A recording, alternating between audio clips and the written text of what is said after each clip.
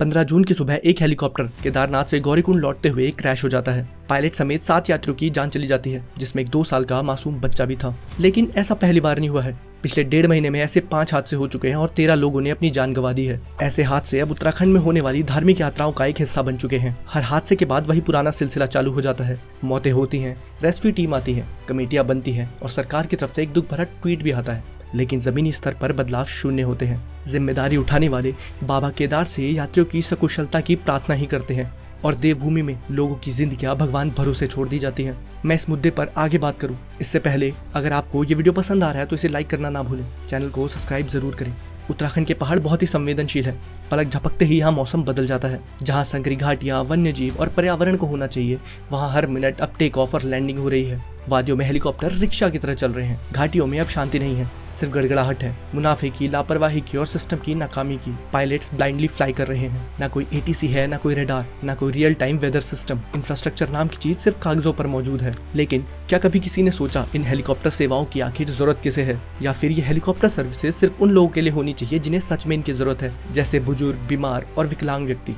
पर जब एक टिकट की कीमत 1.5 से 2.5 लाख तक पहुंच जाती है तो न श्रद्धा दिखती है, न सुरक्षा। सिर्फ मुनाफा देखा जाता है और जिंदगियों को दांव पर लगा दिया जाता है।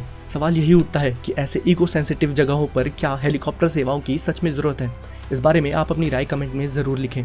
गौरीकुंड में जब यह हादसा हुआ तो उसके बाद सुरक्षा पर और इसकी जिम्मेदारी पर सवाल उठाए गए। उन सवालों के जवाब में भाजपा के राष्ट्रीय महासचिव और उत्तराखंड प्रभारी दुष्यंत गौतम का कहना था कि आप योजना बना लीजिए, आप हेलीकॉप्टर चला लीजिए जिसमें कोई ना मरे और गारंटी दीजिए कि कोई हादसा नहीं होगा।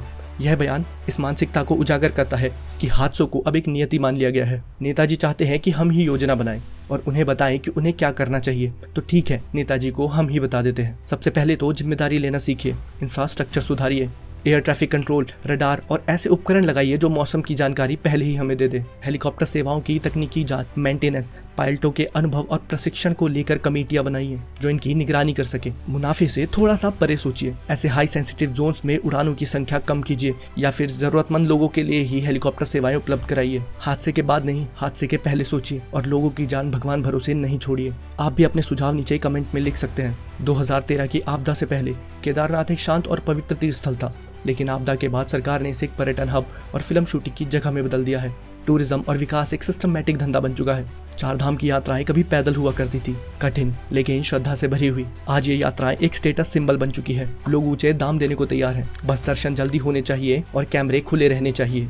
क्या उत्तराखंड की धार्मिक यात्राएं सुरक्षित और सस्टेनेबल नहीं होनी चाहिए? पर आज यहाँ न नैतिकता बची है, न मूल, न ही इंसानियत। पवित्र केदार और उत्तराखंड की धार्मिक घाटियों में अब केवल पैसे की धारा बहती हुई दिख रही है। अगर आप भी मानते हैं कि उत्तराखंड एक पर्यटन स्थल नहीं बल्कि एक आस्था की नगरी है तो इस वीडियो को ज़्यादा से ज़्यादा शेयर करें, लाइक करें और इस चैनल को जरूर सब्सक्राइब करें। मैं ऐसे ही और वीडियो आप तक लाता रहूँगा। तब तक के लिए आप मेरी बनाई हुई बाकी वीडियोज़ भी ज़रूर देखें।